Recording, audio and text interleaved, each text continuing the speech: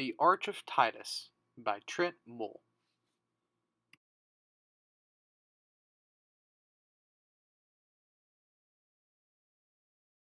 A forum is the main center of any Roman town, not only centered physically, but it also served as the centers of religion, the economy, politics, and socially. The forum of a town was filled with temples, shops, offices, and arches meant to show off the greatness of the city, but none were quite as great as the forum in Rome. Known as the Forum Romanum, the location of the forum dates to the Tarquin kings and the construction of the Quaequa Maxima. Construction of the Quaequa Maxima allowed for the marshland between the hills of Rome to be drained, and the area became a natural gathering spot for the local Etruscan people. This area maintained its use through the birth of the Roman Republic and became a main center for politics. Gradually, the forum had become more imposing and ceremonial in nature.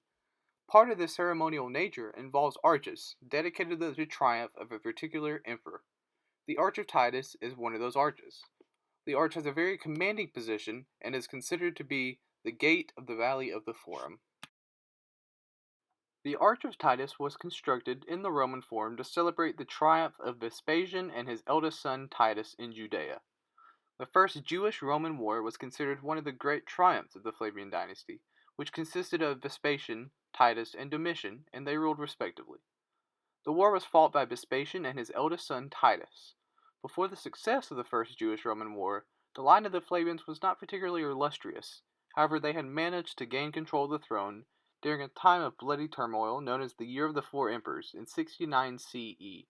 The Arch of Titus commemorates the role that Titus played in the war. The Arch of Titus was built as an honorific monument to honor Titus posthumously and was a project that was carried out by his younger brother and imperial successor, Domitian. The Arch of Titus is located on the highest point of the Sacra Via, or Sacred Way, which served as the main processional street. Furthermore, the location is also significant because the Arch of Titus seems to be connecting the valley of the Roman Forum to the valley of the Flavian Amphitheater, known commonly as the Colosseum.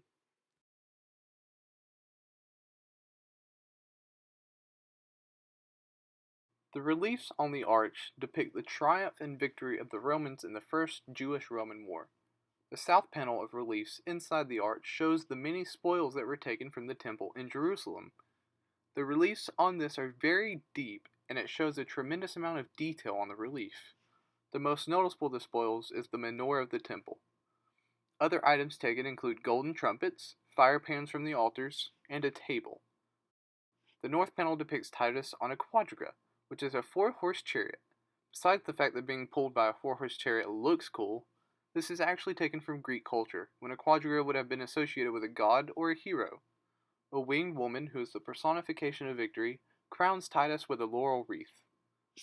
The description on the attic of the arch reads, "Insert Roman words that phonically don't make any sense here," which translates to "The Roman Senate and people dedicate this to the divine Titus Vespasianus Augustus, son of the divine Vespasian."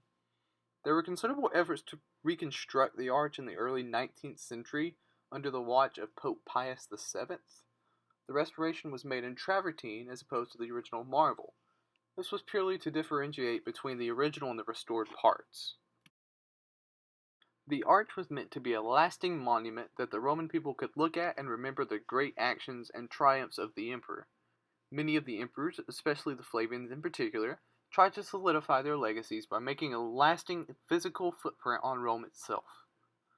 The Arch of Titus is just one of the many things that were built by the Flavians. The others include the Flavian Amphitheater, also known as the Colosseum, and another arch dedicated to Titus in the Circus Maximus. The Flavian dynasty still lasts today through their building projects, and so they added to the legacy of the great civilization of Rome.